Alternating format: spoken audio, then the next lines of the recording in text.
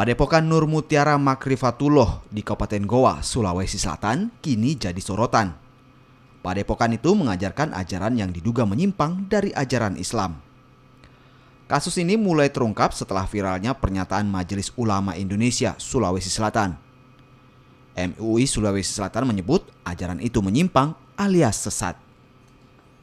Dalam ajarannya, pimpinan padepokan melarang pengikutnya makan daging dan sholat 5 waktu. Pimpinan padepokan pun membantah tuduhan itu.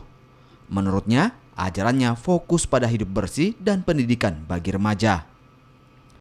Nah, mereka dari pihak MUI tidak pernah klarifikasi, tidak pernah datang menanyakan. Bagaimana mengatakan sesat, hanya mengambil gambar, mengambil foto, lalu menuliskan kata-kata sesat tanpa klarifikasi, tanpa bertanya. Itu kan sepihak. Apabila saya sesat, saya harusnya kan dibimbing. Kalau melihat yang salah, bukan malah menyalahkan.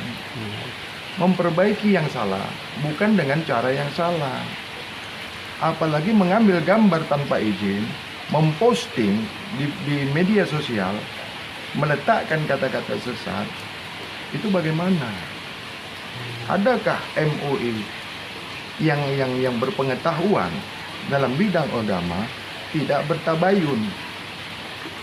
Apapun kesalahan yang mau disebarkan, terlebih lagi di media sosial, mestilah melalui klarifikasi. Berdasarkan pantauan tim liputan, kondisi padepokan dengan bangunan emas berlantai 9 itu tampak sunyi dari bagian luar. Tidak ada aktivitas lain selain pekerja yang fokus melanjutkan proses pembangunan. Tim Liputan, Kompas TV.